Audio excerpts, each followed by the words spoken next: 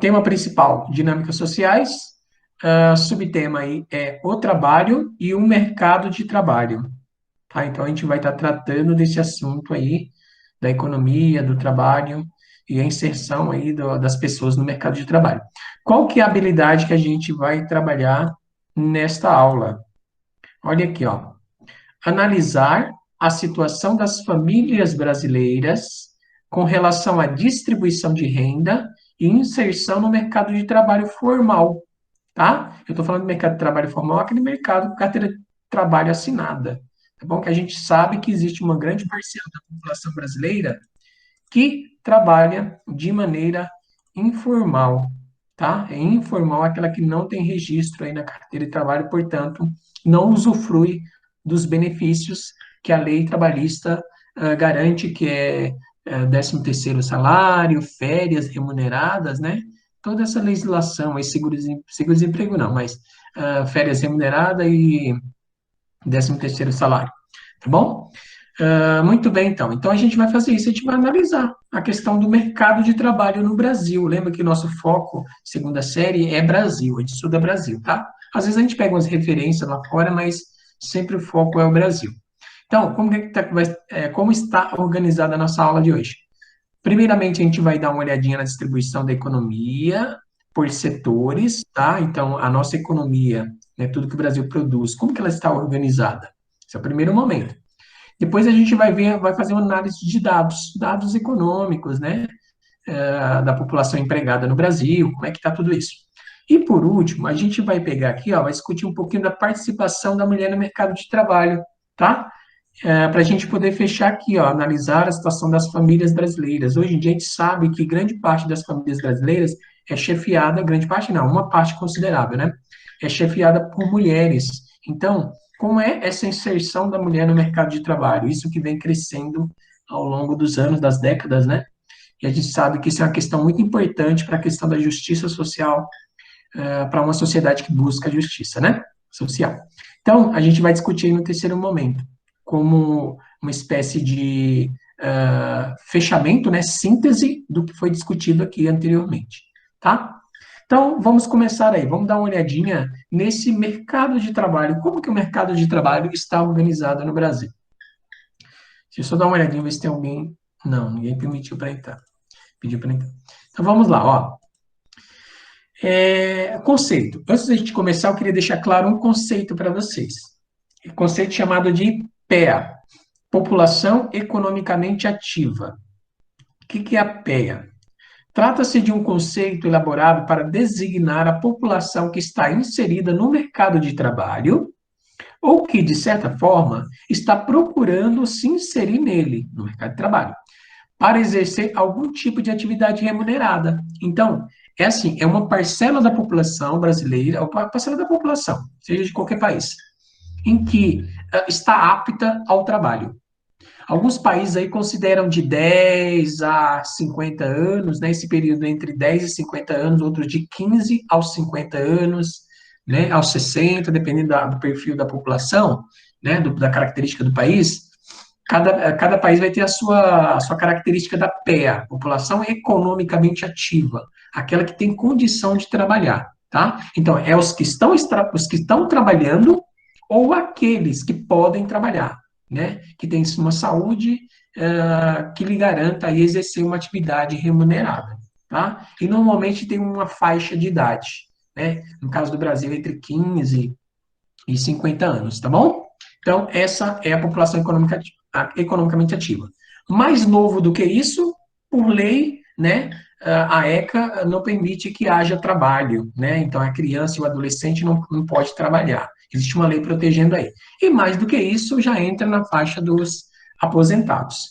Tudo bem? Não é que não possa trabalhar, mas aí já entra na categoria dos aposentados. Então, essa faixa de idade entre 15, 50 e 60 anos aí, é a população economicamente ativa no Brasil, tá? Então, vamos ver, como que uma economia, né? Primeiro, o que é economia? A economia é toda uma produção gerada dentro de um território, para uma nação, tá? Tudo aquilo que se produz é economia. Então, como que essa economia está organizada? Vamos dar uma olhadinha aqui, ó, nos setores da economia. Aqui diz o seguinte: Os setores da economia. Conjunto de pessoas que praticam alguma atividade produtiva ou população economicamente ativa estão distribuídas nos três setores da economia. Quais são os setores da economia? Lembra lá do sexto ano? Ah, acho que vocês lembram, hein? Ah, ou não lembra nem que tomou café da manhã hoje, né? Sexto ano, ó, vocês estudaram os setores da economia lá, o setor primário, o setor secundário, o setor terciário. Vamos dar só uma relembrada aí, as características de cada setor desse da economia, tá bom? Ó, setor primário, então. O setor primário trata-se aí de um ramo de atividade produtiva ligada, né, vinculada ao desenvolvimento da agricultura, da pecuária e do extrativismo. Ou seja, todas as atividades produtivas que seja da agricultura, ou da pecuária, ou do extrativismo, está dentro do setor primário. Esse é o setor primário, tá? Esse setor aí, ele produz matéria-prima para o abastecimento das indústrias, né? Então ele gera produtos para ser transformado na indústria em produtos de bem de consumo, tá? Vamos pegar um exemplo claro aí. Produção de maçã, né? Produção de maçã. A produção da maçã está no setor o quê? Primário, né? Porque é agricultura. Aí suponhamos que essa maçã vá para a indústria para virar suco, né? Caixinha de suco de maçã. Então, lá na indústria, ele vai ser transformado. Chega a matéria-prima, que é a maçã, e lá ele vai ser transformado, né? Vai ser processado, enfim, para se tornar um outro produto de bem de consumo na indústria. Tá claro até aí? Beleza? Olha só aqui, ó. Professor, e a pecuária? Bom, a pecuária trata da criação dos animais. Dos animais que são criados, tá? Então, aí o gado, né? As aves, suínos, toda essa criação está dentro do que a gente chama de pecuária, tá? E o extrativismo é quando há a prática de se extrair lá da natureza, né? Da vegetação, a matéria-prima. Tá? Um exemplo de extrativismo, por exemplo, é o açaí, tá? O açaí, o palmito, né? Quando eu falo de extrativismo vegetal. Então, eu estou extraindo vegetais aí da natureza, não é uma plantação. Eu não estou plantando e colhendo, eu estou apenas extraindo. Isso acontece muito na região norte do Brasil, né? Região nordeste, até no centro-oeste, essa prática ela é maior, tá? Extrativismo. Você extrai da natureza, né? Retira. Temos aqui o extrativismo vegetal, desculpe, animal, né? Extrativismo animal, então está muito ligado à questão da caça, tá? Existem alguns animais que, por lei, são permitidos à caça, tá? A questão aqui também da colheita, por exemplo, do caranguejo, né? Da pesca, a pesca entra aqui também, ó, tá? A pesca entra aqui de peixes e outros animais ligados à água, né? Seja rio, lagos ou oceano. E temos também o extrativismo mineral. Aqui eu já estou falando das extração do minério, né? Minério de ferro, cobre, ouro, prata, o mármore, enfim, né? Aqui é extrativismo mineral, tá? Então, isso que é extraído, a gente chama de categoria de extrativismo. Temos a agricultura, que são as plantações, e a pecuária, que é a criação. Esses três aqui fazem parte do setor primário da economia, tá? Eles geram produtos para serem transformados ou não, né? De repente, você vai direto no supermercado lá e compra uma laranja, compra banana, compra maçã. Então, é um produto que vai direto para o mercado in natura, sem ter passado por transformação, tá? No segundo setor, que é o que a gente vai falar agora, né? O setor secundário, atua no sistema industrial, ou seja, é a categoria das indústrias, tá? Setor industrial. Então, o setor secundário trata, então, da indústria, tá? Enquadrando a produção de máquinas, então é assim, ó, é o setor que produz máquinas, então, tem uma indústria que fabrica peças ou máquinas. Então, essa indústria faz parte do setor secundário, tá? Eu tenho uma indústria que produz bens de consumo duráveis, tipo carro, moto, eletroeletrônicos, né? Ou então bens não duráveis, tipo vestuário, comidas, né, alimentos, mas é indústria. E se é indústria, é o setor secundário. E também o setor da construção. Sabe aquelas construtoras, né, que fazem as pontes, as estradas, construção de prédios, né, a pavimentação de rua, faz parte também do setor secundário, essas empresas aí. E a da geração de energia, as empresas que geram energia e transmitem energia, né? Como no caso aqui em Rio Claro, temos aí a Electro, né? A Electro, a empresa que atua aqui na nossa cidade. Então, geração de energia, geração, distribuição, né? De energia também faz parte do setor secundário. Tudo bem? As siderúrgicas, metalúrgicas, todas elas fazem parte do setor secundário. Nesse caso, o setor em questão, né, secundário, atua no processamento do setor primário, ou seja, o setor primário produz bens lá, são os produtos, né, in natura. Vai para a indústria, grande parte deles, eles são transformados dentro da indústria. Então, o setor secundário depende da matéria-prima do setor primário, tá? Além de promover a distribuição de produtos de forma de atacado. Olha só que interessante isso aqui. Faz parte do setor secundário o atacado. Sabe o atacado? O que é atacado? Sabe quando você vai naquelas lojas enormes que se vende por quantidades grandes, tipo fardos, sacos, né, caixas, só vende assim? Então, isso é uma loja de atacado, é como se fosse uma loja da fábrica. Sabe, loja de fábrica? Só vende grandes quantidades. Normalmente eles são distribuidores também. Então, faz parte do segundo setor, tá? Não é um supermercado comum. Supermercado é varejo, não é atacado, tá? Quem conhece aí o açaí? Né? O açaí ali na, perto da, lá da rodoviária, né? O açaí é um atacado, é uma espécie de supermercado, mas atacado, vende em grandes quantidades, né? Enfim. Igual o Roldão também, né, senhor? Isso, esse também, eu estava tentando lembrar o nome aqui, né? Porque ele muda tanto de nome, né? Já foi vários nomes aí.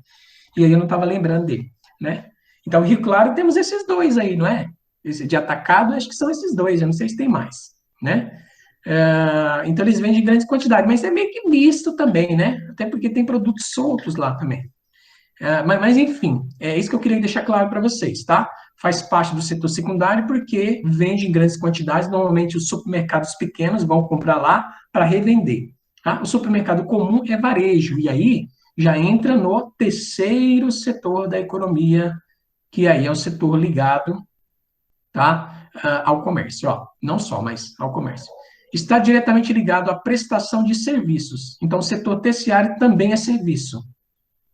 Nesses estão os professores, né? Advogado, advogados, profissionais liberais, aqueles que têm seu próprio escritório, seu próprio consultório, os profissionais liberais, né? E o comércio, as lojas, enfim, né? Todo tipo de loja, qualquer produto faz parte do terceiro setor, o setor terciário da economia, tá? Então aí os supermercados, as lojas dos diversos tipos, tá no terceiro setor. O setor terciário está diretamente ligado ao comércio varejista, ó, varejo, produtos por unidade, né? Apesar também de vender assim em caixas, mas o principal lá são os produtos soltos, né? Tudo bem? Então, tá aí como a economia de um país se organiza. Se organiza em três setores: setor primário, secundário e terciário. Lógico, há uma relação de dependência entre os três. Nenhum sobrevive sem o outro. Tá ok? Muito bem. Então, esse foi o nosso primeiro item aí da aula, tá? Como que a economia se organiza. A gente precisava rever isso aqui. Como eu disse, isso é um conteúdo do sexto ano, mas a gente precisava rever isso para poder dar, entender um pouquinho mais a questão da habilidade lá que a gente viu, né? Sobre. Deixa eu só voltar aqui na habilidade, para a gente retomar aqui, ó. Aqui, né? Então, ó, analisar a situação das famílias brasileiras com relação à distribuição de renda. Quando eu falo em renda, eu tenho que falar em que ela está trabalhando, qual setor da economia ela está trabalhando, tá? Então, qual que é a situação do brasileiro, da família brasileira? É chefiada por homens, chefiada por mulheres? Onde eles estão mais empregados? É no campo? É na indústria? É no terceiro setor, no comércio, né? Então, por isso que eu tive que fazer aquela, né, aquela abordagem primeiro lá, aqui, para a gente poder entender aí, dar prosseguimento à nossa aula, tá? Tá, beleza. O conceito que eu tinha trabalhado com vocês de população econômica ativa, vamos dar uma olhadinha nela, como que ela se encaixa aí no mundo, né? Para a gente ter uma ideia como está no mundo, para depois a gente vir para o Brasil e ver como é a situação no Brasil, tá? Lembrando para quem entrou depois aí, ó, a PEA é a população economicamente ativa, é aquela faixa de idade que varia, no caso do Brasil, entre 15 e 60 anos, né, 50, 60 anos, onde a pessoa pode trabalhar. Ou ela já está trabalhando, ou ela pode trabalhar. Não há nenhum impedimento em que ela não possa trabalhar, tá? Ela tem força, ela tem saúde, ela pode trabalhar. Esse conjunto de população é chamado de população economicamente ativa. Tudo bem? Mais novo que isso não dá, porque é criança e adolescente, então não pode entrar no mercado de trabalho. E mais velho que isso já é aposentado. Tudo bem? Vamos lá, ó. Atualmente, o setor terciário é o que mais tem absorvido mão de obra, devido ao desenvolvimento e emprego da tecnologia no campo e na indústria. Então, o que vem acontecendo? Vem se introduzindo aí a tecnologia no campo, a utilização de maquinários, né? A questão do aumento da tecnologia na produtividade, na escolha de sementes, da colheita, da plantação, tudo isso está sendo automatizado cada vez mais no campo. Isso tem diminuído o número de empregos no campo. Então, as pessoas que moram no campo, o que elas vão fazer? Vão ficar sem emprego? Ou elas vão para uma região onde tem emprego, mão de obra? Elas vão se deslocar, tá? E a indústria também passa por isso. A indústria, sobretudo, cada vez mais o sistema produtivo na indústria está sendo automatizado, robotizado, tá? E está vindo aí já a tecnologia da inteligência artificial, tá? Para acelerar esse processo, ou seja, cada vez menos existe a mão humana ali, né, interferindo na produção industrial. Lógico, existem diferenças, né? Tem diferença entre países e países. Uma indústria de um país pobre é diferente de uma indústria de um país desenvolvido, rico e desenvolvido. Você não vai comparar, e o grau de tecnologia dentro dessa indústria são diferenciados, mas há a tendência de cada vez menos ser mão de obra na indústria também. Então, para onde essas pessoas vão? Para qual setor? Se no primário está sendo expulso, no secundário também está sendo expulso, né? Eles vão parar em qual setor?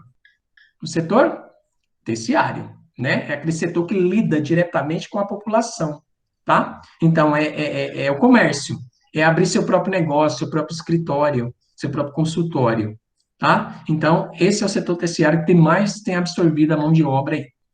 Este fenômeno é mais visível nos países envolvidos, lógico, né? Porque se você vai num país pobre, onde não tem muito maquinário no campo, o pessoal usa mais o arado, a enxada, né?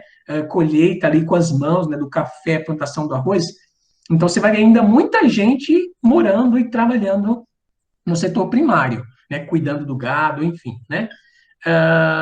Mas, nos países mais desenvolvidos, há um emprego maior de tecnologia, portanto, menos pessoas trabalhando no setor primário e secundário, tá? Então, isso é uma característica, eu queria que isso ficasse bem claro para vocês. Quanto mais desenvolvido o país, mais a população mora na cidade, mais ela trabalha no setor terciário. Isso tem que estar muito claro para vocês, gente, muito claro, tá?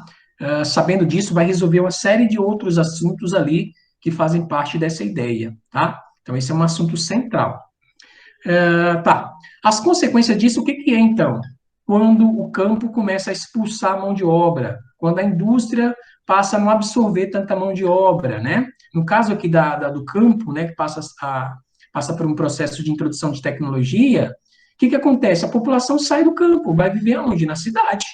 Isso é chamado de êxodo rural, tá? Êxodo rural. Sabe quanto aconteceu no Brasil esse êxodo rural? No Brasil ficou conhecido como Revolução Verde. Foi lá na década de 60, né? Entre 50 e 70, nesse período aí, o Brasil passou por transformações muito grandes nessa economia. Primeiro que antes, a maior parte da população vivia, como eu já falei com vocês, né? Vivia no campo, né? Passou a viver mais na cidade. E um dos fatores foi isso, foi o emprego da tecnologia no campo, tá? Das colheitadeiras, dos tratores lá, né? As sementeadeiras e tudo mais.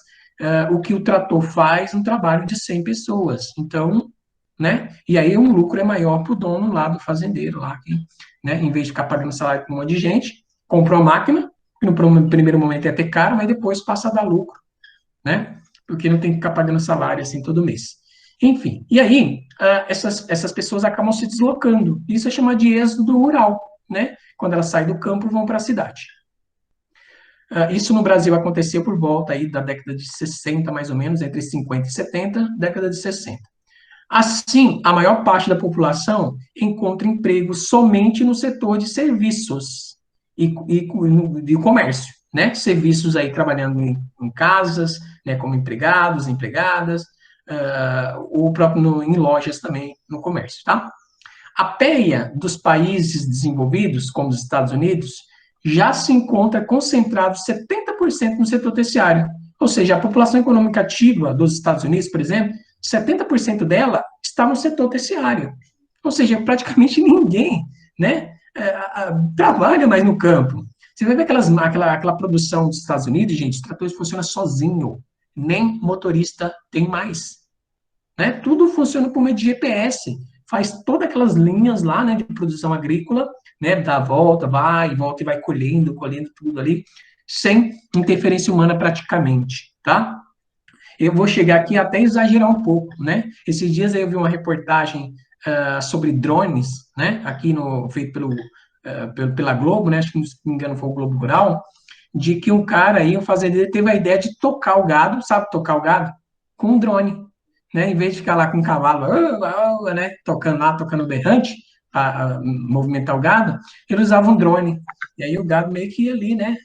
Ia seguindo, e o drone ia dando conta ali, ia para um lado, ia para o outro, ia tocando o gado. Olha que absurdo, né? A tecnologia substituindo totalmente, né, a presença humana no campo. E essa é uma tendência que sempre vai acontecer aí, tá? Bem, vamos lá. Vocês viram, então, que no mundo, essa é a tendência, tá? Os países mais desenvolvidos, a maior parte da população economicamente ativa está já no terceiro setor. Ó, 70% nos Estados Unidos. Vamos ver no Brasil agora. Como é que está a situação? No Brasil, de acordo com o Instituto Brasileiro de Geografia e Estatística, né, o famoso IBGE, né, a PEA brasileira compreende 63% da população. Tá? Apesar desse número não considerar aqueles que não trabalham com contrato formal, ou seja, aqui só os que têm carteira assinada, tudo bem? Assim, aliás, ainda segundo o IBGE, do total da população ativa no Brasil, pouco mais de 20% se encontra no setor primário. Tá? De total da população economicamente ativa no Brasil, pouquinho mais aí está no setor primário, 20%, né? 21% no secundário e 59% no terciário. Enquanto nos Estados Unidos é 70% esse número, no Brasil é 59%. Tá? Então, o Brasil ainda está um pouco abaixo, óbvio, faz todo sentido, né? Porque o Brasil é menos desenvolvido que os Estados Unidos, possui menos tecnologia que os Estados Unidos, tá? Então, nós temos aqui ainda uma porcentagem de 20% trabalhando no campo. E aí, a realidade, ela difere no Brasil. Se você pegar aí uma área rural do estado de São Paulo ou de Mato Grosso do Sul, ela é muito mais desenvolvida tecnologicamente se a gente comparar com o Nordeste. Se a gente comparar com com o norte, por exemplo, né? Onde ainda há muita gente trabalhando de forma mais manual, né? Nessas outras regiões. Então, dentro do Brasil tem diferenças também. Mas, no geral, então, dá 20%. Tá? Deixa eu liberar aqui. Gabriele. Oi, Gabriele, tudo bem? Demorei muito para liberar aí? Tá, vamos lá. Ó, aqui, ó. No Brasil, então, essa é a situação. A gente já sabe que a maioria já trabalha no terceiro setor, tá? Vamos fazer o seguinte agora, ó. Vamos fazer análise de dados aí. Eu vou trabalhar com esse gráfico aqui primeiro, essa imagem. Olha que interessante. A taxa de urbanização brasileira. Vamos analisar a taxa de urbanização, porque ao fazer isso a gente consegue ter outras ideias, tá? Com relação aí à população economicamente ativa.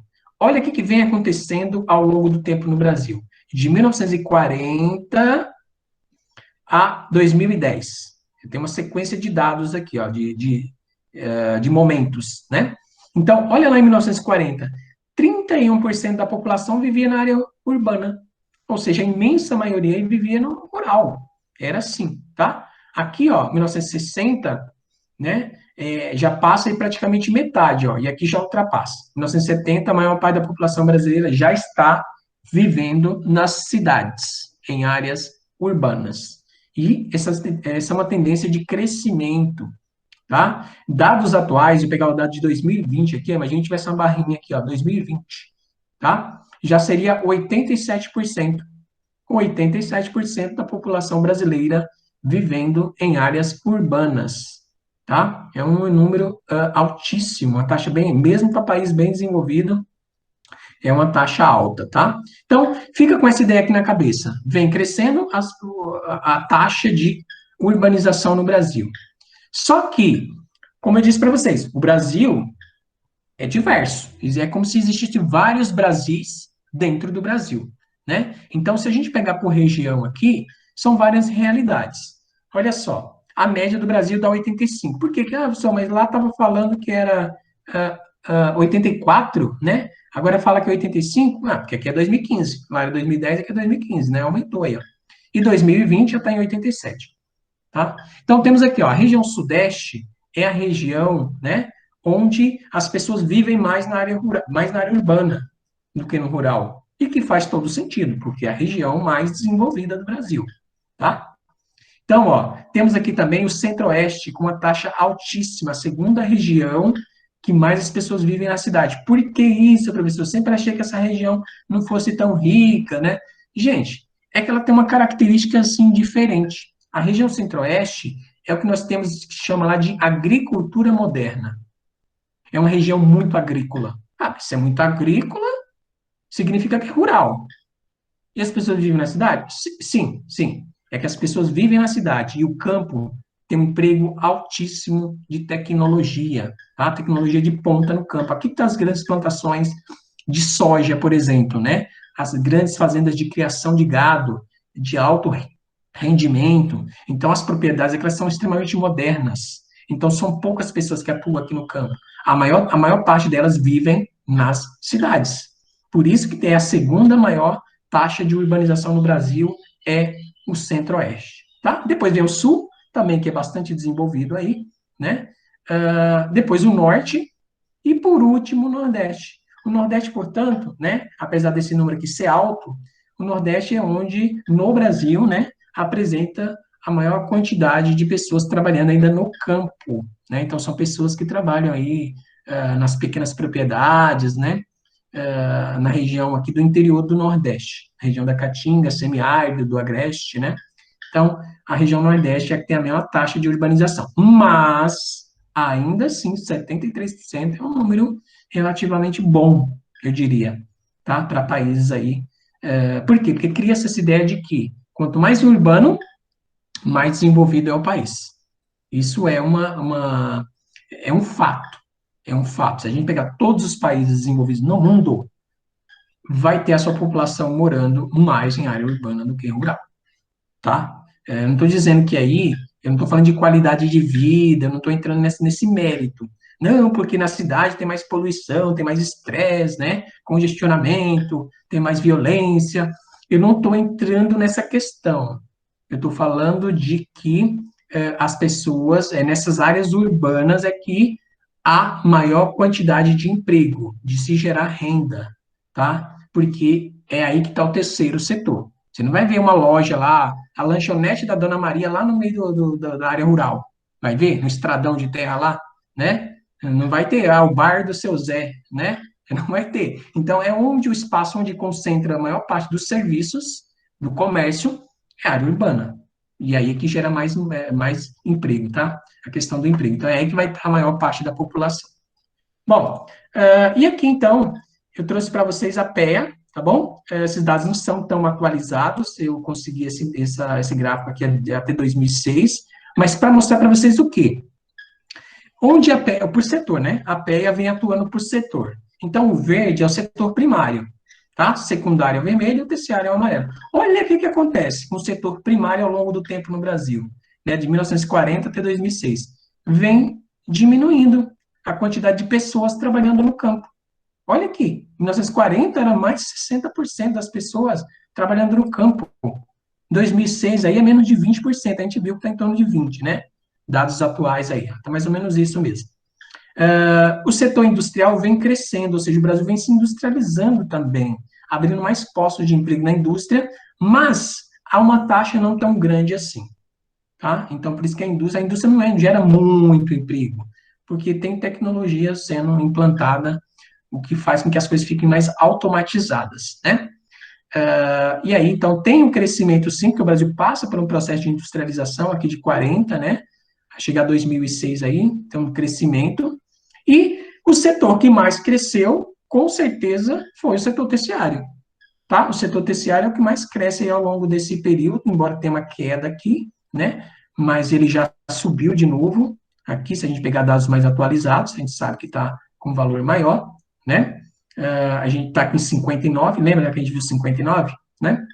59% no Brasil, tá? Então a gente vai comparando aí esses dados aqui, dá para criar uma ideia de como é que está o Brasil, quais setores mais têm mão de obra, né? E o porquê disso. Tudo bem? Então vamos lá, olha só. Vamos pegar agora a seguinte situação. Vamos analisar a família, né? Então, aqui, ó, analisar a situação das famílias brasileiras com relação à distribuição de renda e a inserção, ou seja, a entrada no mercado de trabalho formal. Vamos lá. A participação da mulher no mercado de trabalho. No Brasil, a participação da mulher no mercado de trabalho tem crescido anualmente. Nas últimas décadas, o número de mulheres empregadas com carteira assinada mais do que dobrou. Entretanto, isso é importante, eu acho que aqui ó, dá um bom argumento para vocês, se vocês tiverem que fazer uma redação de Enem ou de vestibular, e cujo tema for algo parecido, porque já caiu aí um tema desse, né, de Enem, aí há uns 4, 5 anos atrás, que era a inserção da mulher no mercado de trabalho, né? Então, dá um bom argumento aqui de vocês saberem o que acontece, sobretudo no Brasil, tá? Que nas últimas décadas vem aumentando o número de mulheres empregadas, mas, entretanto, contudo, né, as mulheres ainda ganham menos do que os homens para realizar o mesmo tipo de trabalho. E os cargos de chefia, né, com as melhores condições aí de trabalho e de salário, são destinados aos homens. Aí cabe uma discussão. Por que que isso acontece? Porque isso aqui é fato. É fato. Os homens, né, os cargos de chefia estão mais destinados a homem. Quando há uma vaga de contratação para um CEL, por exemplo, né, um administrador, normalmente é para homem o cargo. Por que que isso acontece? Então, são questões para a gente ir trabalhando aí, tá? Mesmo tendo, olha que outro importante, mesmo tendo mais anos de escolaridade que os homens, as mulheres ganham, em média, 30% menos. Imagine que existe um cargo lá, tal, o salário é 10 mil reais. Se contratar um homem, ele vai ganhar 10 mil. Se for a mulher, vai ganhar 7 mil. Só pelo fato dela ser mulher. É isso, né? Então vamos lá. Outro aspecto é que, mesmo exercendo profissões remuneradas, ainda continuam sendo, na maioria das vezes, as únicas responsáveis pelas tarefas domésticas, né? Ou seja, quando há uma situação de família aí, né, que a gente está descrevendo esse ambiente familiar, mesmo quando a mulher está empregada, né, e aí está empregada com carteira de trabalho assinada, né, ela ainda é responsável pelas tarefas domésticas e pela educação dos filhos, né, por acompanhar ali e tal, né? Então, temos isso aqui. Então, aqui nós temos um elemento cultural por trás, tá? Então, é importante vocês também refletirem sobre isso para uma possível redação ou uma questão. Há um elemento cultural aqui de uma sociedade paternalista, né, onde a figura do homem é a principal, a mulher tem um papel secundário na sociedade, o homem é provedor, é aquele que vai trazer o sustento para casa, e a mulher é a cuidadora, né? Só que a gente sabe que isso vem mudando com o tempo, né? Com as décadas isso já vem mudando, né? Há uma busca por essa igualdade, né, de direitos aí, de participação na sociedade. Nem a mulher mais que o homem, nem o homem mais do que a mulher, né? Direitos iguais. Então, a sociedade vem passando por essa transformação. Não é só no Brasil, é no mundo todo, tá? Então, olha aqui, ó. Na maioria das vezes, né, os únicos responsáveis pelas tarefas domésticas é a educação dos filhos. Conciliar a vida profissional e as atividades da vida pessoal ainda é um desafio, muitas vezes impossível para as mulheres trabalhadoras, né? Então fica complicado porque é uma sobrecarga de trabalho. Esse provavelmente é um dos principais fatores que favorecem a perpetuação desse panorama desigual. Tá? Então, é um cenário que é extremamente difícil de modificar, porque é cultural, né? A criança, o menino, ele é educado de uma forma. Então, quando ele vai crescendo, ele cresce com aquela cultura, né, de que é o protetor, que é quem vai trazer o sustento para a família, enquanto que a mulher, ela é cuidadora, né? Enquanto que a menina vem sendo educada no sentido de se tornar independente, né? Buscar se formar, sua carreira primeiro, para depois constituir família, né? E aí, uma vez constituída família, ela também tem um papel de trabalhar fora e tudo mais. Então, há essa discussão toda na sociedade. Vou mostrar para vocês com dados aqui, ó. Gráficos. Primeiro esse aqui, ó. Taxa de frequência escolar líquida. Eu peguei, vamos para a educação primeiro, para a gente poder analisar o que eu acabei de falar. Olha aqui, ó. Taxa de frequência escolar líquida ajustada ao ensino médio por sexo, né? Sexo de cor ou raça, no caso. Então, mulheres e homens, e aí a cor ou raça. Tá? Então, temos aqui, ó, homens brancos. Eu tenho uma taxa de 71,9%, tá? De homens brancos matriculados, tá? Frequência líquida na escola. Enquanto que homens pretos ou pardos, né? Frequenta menos a escola. Então, aqui a gente já está discutindo duas coisas: o fato de ser homem ou mulher e o fato da cor, né? Ser branco ou ser preto ou pardo. Tá? Então, a gente sabe que o Brasil também tem a questão de injustiça social quanto à questão das etnias aqui também, ó. Temos aqui uma outra situação das mulheres, né? As mulheres brancas também frequentam mais do que as mulheres pretas ou pardas, tá? Frequentam mais a escola. Então, a gente sabe que os brancos frequentam mais. Agora, entre homem e mulher, brancos, as mulheres frequentam mais a escola. Estão mais presentes, né? Deixa eu só fazer aqui um teste com vocês. Fazer um teste, eu já volto aqui. Vou contar quantas meninas tem aqui e quantos meninos. Ó, vou contar meninos que é mais fácil aqui. Ó. 1, 2, 3, 3. Então, são 3 meninos e 11 meninas. Né? Por que isso acontece, gente? Vocês poderiam falar um pouco aí? Então, é assim, ó. Deixa eu colocar de novo aqui. Essa é uma questão também que vem passando por transformação no Brasil, né? A questão da mulher no mercado de trabalho, ela passa pela questão da educação. Cada vez mais ela está entrando no mercado de trabalho, por quê? Porque ela vem se aprimorando, ou seja, entrando na educação também. Foi feito todo um trabalho, né, governamental para inserir a mulher dentro da escola. E uma vez ela sendo formada, ela vai conseguir também arranjar mais emprego, tá? Isso é um processo. A gente sabe que mesmo tendo mais mulheres trabalhando do que os homens, né, assim, mais com uma taxa maior de educação do que os homens, elas acabam ganhando menos do que o homem, uma vez formado. Tá, beleza. Olha outro elemento importante aqui, ó. Homens negros, mulheres negras, né? Então, ainda assim, as mulheres são mais alfabetizadas do que os homens. Tá presente maior aqui.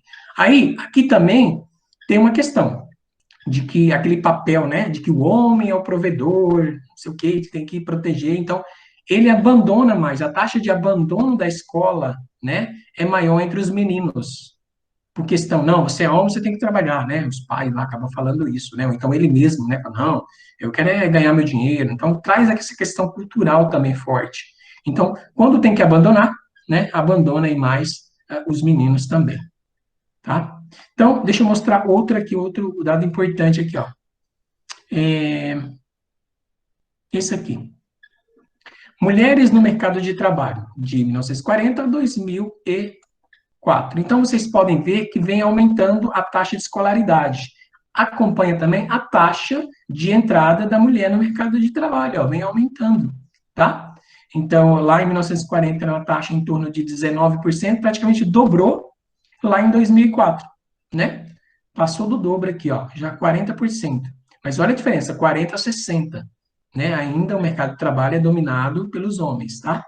E aí acaba ganhando mais, embora a mulher tenha uma taxa de alfabetização maior.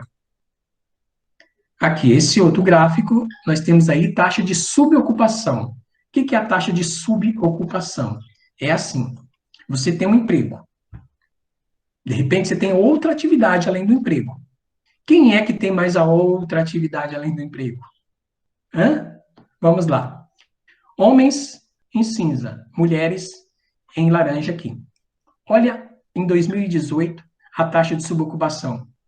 Mulher tinha mais uma outra função além do seu trabalho do que os homens, né? Olha que em 2019, continua, até aumentou um pouco aqui. Olha em 2019, né, no primeiro trimestre, né? Aqui no segundo trimestre, né, já aumentou também mais aí ainda. Tudo bem? E aqui, ó, aumenta um pouquinho o homem, por quê? Porque ele perde o emprego, ou ele tem que arranjar uma nova situação aí de ocupação também, tá? Então, o subemprego e a subocupação também aumenta bem um pouquinho aqui na dos homens, ó, 5,2, 5,5, 5,8. O homem também passa, mas um pouquinho, hein? Passa a fazer uma outra função também, além do seu próprio emprego aí. O que mais? Aqui, por último, aqui, ó. Deixa eu tirar esse. Esse aqui, ó. Esse aqui é legal. Aqui temos as mulheres e os homens, em azul aqui, né? Salário. Olha só, salário por gênero das 10 profissões mais bem pagas aí, tá? Em determinada região. Então, olha aqui, ó. Diretores, não sei se estão conseguindo enxergar aí. Vamos ver esse primeiro aqui, ó. Diretores de alta gerência. Olha, em dólares, tá, gente? Tá em dólares isso aqui. Um homem ganha US$ 626, enquanto que a mulher, no mesmo emprego, na mesma função, mesmo cargo, ganharia 333, tá? Só o fato de ser mulher. E aqui, ó, vamos pegar outra aqui, ó, arquitetos e engenheiros. Enquanto que uma arquiteta ganha US$ 342, o homem vai ganhar US$ 553. Acho que isso aqui é, deixa eu ver aqui se tem mais informação. Eu acho que isso aqui é por, não sei se isso é por hora, por semana, tá? É por isso que o valor está baixo assim. Então, aqui, mas de qualquer maneira, mantém a relatividade. Vamos ver qual que é a profissão que tem menos diferença entre os dois? Eu acho que é essa, ó. A que tem menos diferença, porque qual que seria o ideal aqui? A barrinha rosa ser do mesmo tamanho da barrinha azul. Significaria o quê? Que homem ganha igual a mulher. Se tem a mesma função, né? É o mesmo cargo, ganhar a mesma coisa. Então, acho que a profissão que mais se aproxima é a de chefe de operações de produção. Ou seja, chefe de produção seria a profissão em que eles estão mais próximos em termos de salário um do outro. E a que está mais diferente é um cargo de diretor, né? Ó, praticamente metade. Ganha metade do salário de um homem. Tudo bem? Então, essa é a situação aí das mulheres dentro do mercado de trabalho. Beleza. Já mostrei as 4 aqui. Vamos ver aquela questão em que a mulher é chefe de família. Como é que está essa situação aí? Deixa eu só colocar aqui, aumentar para vocês aqui. Ó, tá aqui. Família chefiada por mulheres. Em 1991, 82% das famílias brasileiras eram chefiadas por homens. As mulheres eram responsáveis apenas por 18% do total, lá em 1991, tá? Em 2000, já sobe para 25% as famílias são chefiadas por mulheres.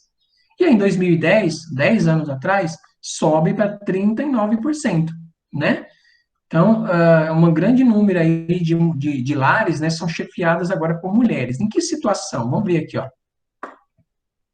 Fatores que influenciam o aumento do número de mulheres comandando a casa.